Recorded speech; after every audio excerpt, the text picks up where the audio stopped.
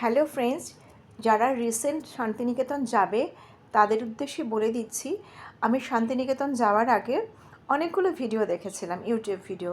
সেখানে প্রত্যেকটা ভিডিওতে বলা হয়েছে যে শান্তিনিকেতনের যে গীতাঞ্জলি রেলওয়ে মিউজিয়ামটা আছে সেক্ষেত্রে সেখানে কোনো পয়সা নেওয়া হচ্ছে না, মানে কোনো টিকিট নেই।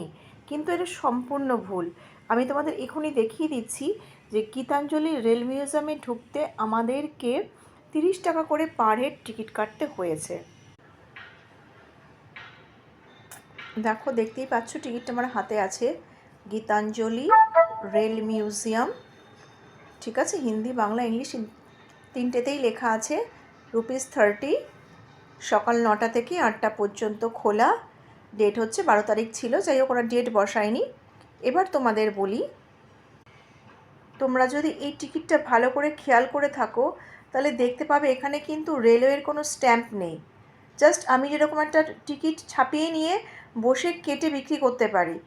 তা আমি এই ব্যাপারটা নিয়ে প্রচুর প্রোটেস্ট করেছিলাম যে আপনারা যে টিকিটটা বিক্রি করছেন এই টিকিটে তো কোনো রেলের কোনো স্ট্যাম্প নেই, তাহলে কী করে বুঝবো যে এটা রেল কর্তৃপক্ষ থেকে নেওয়া হচ্ছে?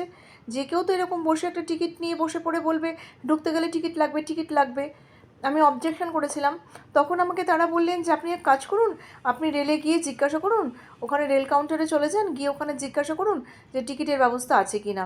আমার যাওয়াটা উচিত ছিল, কিন্তু হাতে সময় খুব কম ছিল, তাই আমি 30 টাকার জন্য কোনো রকম ঝামেলাতে যেতে চাইনি। যদিও 30 টাকা না, প্রত্যেকের মাথা পিছু 30 করে হলে 90 টাকার টিকিট আমাকে কাটতে হয়েছে তিনজনের।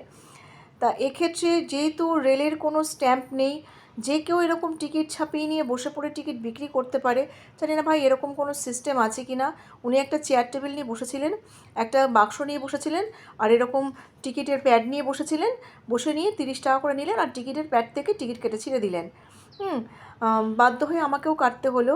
এটা রেলের আদৌ কি না তাও আমার জানা নেই, কারণ আমি অন্তত জানি যে এই গীতাঞ্জলি রেল মিউজিয়াম যেহেতু সেন্ট্রালের আন্ডারে রয়েছে, এটা বরাবরের তরফ থেকে ফ্রি ছিল এবং যারা ভিডিও পোস্ট করেছেন তারাও ফ্রিতেই ভিডিও পোস্ট করেছেন।